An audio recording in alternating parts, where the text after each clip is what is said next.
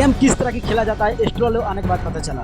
Nepal cricket की अगर बात करें तो नेपाल क्रिकेट टीम गेम किस तरह की खेला जाता है, क्रिकेट किस तरह की खेला जाता है, जब एस्ट्रोल आए हैं नए कोच तब से पता चल रहा है नेपाल क्रिकेट में जी हाँ गेम किस तरह की खेला जाता है। हम लोगों ने सबने देखा होगा कि भाई स्कॉटलैंड टूर में जो नेपाल क्रिकेट की परफॉर्म बहुत ज़्यादा बेहतर है। यानी कि भले ही एक दो प्लेयर का बात करें जैसे रोहित पौडेल, अनिल कुमार शाह जैसे क्रिकेटर फ्लॉप आ रहे हैं, मगर बात करें भाई कुशल भुरतेल, आरिफ सेफ, भीम सर की, भाई गजब की परफॉर्म कर रहे हैं। करण केसी, मगर ये लोगों का जवाब नहीं है। ये लोग कब क्या रूप ले लेंगे किसी को पता नहीं है। और नेपाल क्रिकेट टीम इसी वजह से 2025 में जब स्कॉटलैंड टूर हुआ उसमें लगातार जीत हासिल कर रहा है। जब यूके टूर हुआ उसी में भी नेपाल क्रिकेट टीम लगातार जीत हासिल किया, यानी कि 5 में 5 मैच जीता।